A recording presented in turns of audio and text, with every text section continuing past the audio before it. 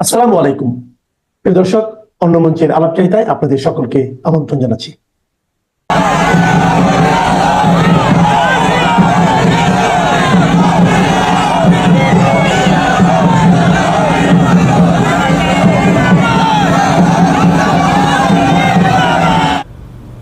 প্রিয় দর্শক, সাজ্জাদ কাদিরের প্রীতি নিন, শুভেচ্ছা নিন। এই মুহূর্তে আপনাদের সামনে কথা বলতে এসেছি নরেন্দ্র মোদী কলকাতায় ইস্টার্ন কমান্ডের সেনা সদরে বাংলাদেশ নিয়ে কি কিছু আছে, এই প্রসঙ্গটি নিয়ে আপনাদের সামনে কথা বলতে চাই। ভারতের প্রধানমন্ত্রী নরেন্দ্র মোদী ইতিমধ্যেই গতকাল রোববার সন্ধেবেলা কলকাতায় পৌঁছে গেছেন। তিনি কলকাতায় রাত্রি যাপন করেছেন রাজভবনে, এবং আমরা যে মুহূর্তে কথা বলছি সেই মুহূর্তে তিনি ভারতের সেনাবাহিনীর ইস্টার্ন কমান্ডের হেডকোয়ার্টার ফোর্ট উইলিয়ামে সেনা সদর ফোর্ট উইলিয়াম ইস্টার্ন কমান্ড সেনা সদরে সম্মেলনে অংশগ্রহণ করেছেন। যৌথ সেনা সম্মেলন 2025-এর উদ্বোধন করেছেন নরেন্দ্র মোদী। প্রতি 2 বছরে একবার ভারতের সশস্ত্র বাহিনীর 3 শাখার প্রধানরা এবং অন্যান্য উচ্চপদস্থ কর্মকর্তারা এই সম্মেলনে বাহিনীর লক্ষ্য ও কর্মপন্থা নিয়ে সর্বোচ্চ স্তরে মত বিনিময় করেন। ভারতীয় সেনাবাহিনীর ইস্টার্ন কমান্ডের সদর দপ্তর বিজয় দুর্গ, যেটি ফোর্ট উইলিয়াম নামে পরিচিত, আজ থেকে 3 দিনের সম্মেলন শুরু হয়েছে। প্রধানমন্ত্রী এই সম্মেলনে উদ্বোধনী পর্বে যোগ দেওয়ার জন্য গতকাল সন্ধ্যায় কলকাতায় এসে পৌঁছেছিলেন। আমি খানিক আগে যেটি বললাম, প্রধানমন্ত্রীর পাশাপাশি এই সম্মেলনে যোগ দিয়েছেন প্রতিরক্ষা মন্ত্রী, জাতীয় নিরাপত্তা উপদেষ্টা, প্রতিরক্ষা প্রতিমন্ত্রী, সেনা সর্বাধিনায়ক সিডিএস, প্রতিরক্ষা সচিব এবং অন্য কয়েকটি মন্ত্রকের সচিবরাও, আর 3 বাহিনীর প্রধানরা তো আছেনই। এই সেনা সম্মেলনটা কি শুধুমাত্র সেনা সম্মেলন, নাকি আরও কিছু আছে? আরও কিছু আছে বলেই প্রতীয়মান হচ্ছে, কারণ প্রধানমন্ত্রী নরেন্দ্র মোদী সন্ধেবেলা কলকাতায় পা দিয়েছেন, রাজভবনে গেছেন এবং রাজভবনে রাত্রি যাপন করেছেন, এবং সেখানে আনঅফিসিয়ালি কিছু বৈঠকও করেছেন, তেমনটাই জানা যাচ্ছে। কিন্তু এই সম্মেলনটা যে শুধুমাত্র একটা রুটিন সেনা সম্মেলন তাই নয়। প্রতি 2 বছর অন্তর সব বাহিনীর প্রধানরা একসাথে সম্মিলিত হন, কিংবা ভারতের প্রধানমন্ত্রী এটি উদ্বোধন করেন, কখনো করেন না। শুধু এখানেই সীমিত নয়, এর পেছনে আরও কিছু নিশ্চয়ই উদ্দেশ্য আছে। বিশেষ করে আঞ্চলিক নিরাপত্তা, অখণ্ডতা, এই বিষয়গুলো আছে।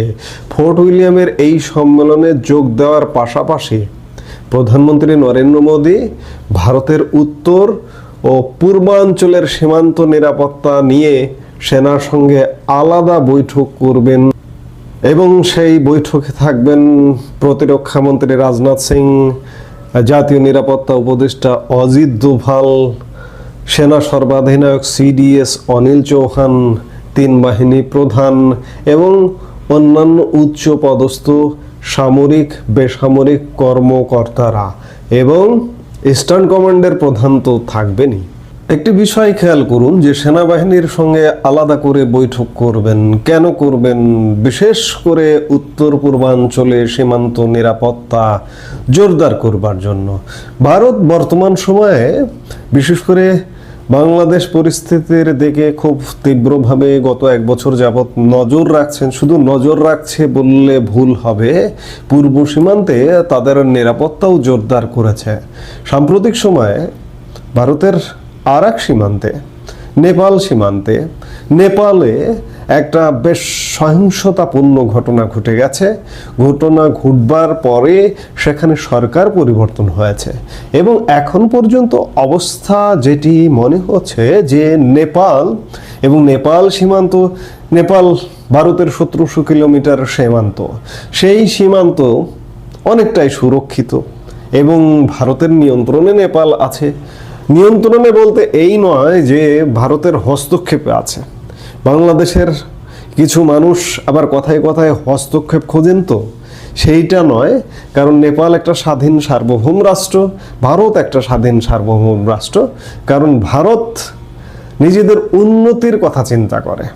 প্রশংসা করলে এটিও অনেকের গায়ে জ্বালা করে, কারণ ভারতের যে উন্নতি, ভারতের যে উন্নয়ন আপনি কল্পনা করতে পারেন না। যে আপনি যদি ধরেন বাংলাদেশের যে সময় থেকে জন্ম হয়েছে, 54 বছর আগে 1971 সালে, যে সময়টিতে বাংলাদেশের স্বাধীনতা মুক্তিযুদ্ধে ভারত বাংলাদেশের তৎকালীন পূর্ব পাকিস্তান বাংলাদেশ স্বাধীন করবার যুদ্ধে যোগদান করেছিল, যোগদান করে 13 দিনের যুদ্ধে বাংলাদেশকে সহযোগিতা করে স্বাধীনতা এনে দিয়েছে।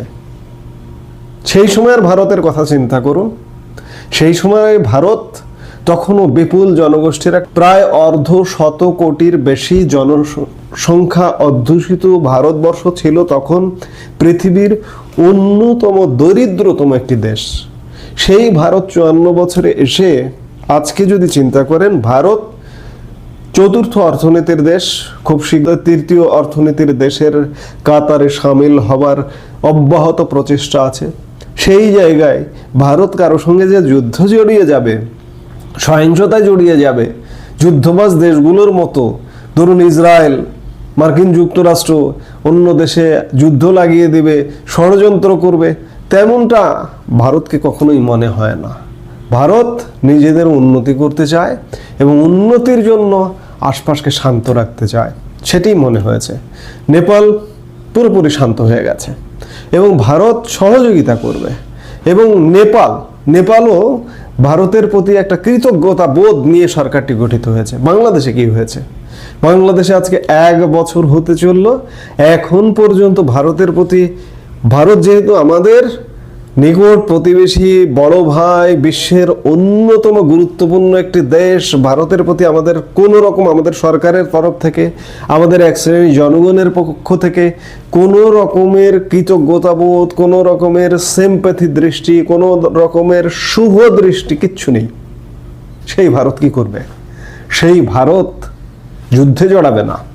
বারবার বলছি যে ভারত যুদ্ধে জড়াবে না, কিন্তু সীমান্তে নিরাপত্তা জোরদার করবে। কারণ এখানে উস্কানি দেবার অভাব নেই। তো বাংলাদেশে পাকিস্তান আইএসআইয়ের একটা আবাস স্থান গড়ে উঠেছে, এখানে আমেরিকান আর্মির আবাস স্থান গড়ে উঠেছে এখানে। সেখানে ভারত কি করবে? কারণ বাংলাদেশের তরফ থেকে কিছু করা হলো না, পাকিস্তানের তরফ থেকে একটা ষড়যন্ত্র করা হলো। আমি বারবার উদাহরণ দেই যে পহেলগাঁয়ে কাশ্মীরে ভারত সীমান্তে ঢুকে 26 জন মানুষকে গত এপ্রিলে হত্যা করা হয়েছে। আজকে বাংলাদেশ থেকে ভারতের পূর্ব সীমান্তে কোনো জায়গায় ঢুকে একটা যদি জঙ্গি হামলা করা হয়, তাহলে এই দোষটা কার উপর এসে চাপবে? বাংলাদেশের উপর। ভারত তখন কি ছেড়ে দেবে বাংলাদেশকে? পাকিস্তানে যখন ভারত আক্রমণ করলো নিজেদের সুরক্ষার জন্য, জঙ্গি ঘাঁটি মে মাসের 6 তারিখ দিবাগত রাতে 7 তারিখ, 6 তারিখ দিনের বেলাও কি কেউ জানতে পেরেছেন? জানতে পারেননি। বাংলাদেশকে বিপদে ফেলানোর জন্য এই পাকিস্তানিরা রেডি আছে। কারণ বাংলাদেশের স্বাধীনতা, বাংলাদেশের উন্নতি পাকিস্তান মানে না, মেনে নিতে পারে না। বাংলাদেশের এক শ্রেণীর জনগণ পাক পাক পাক করে।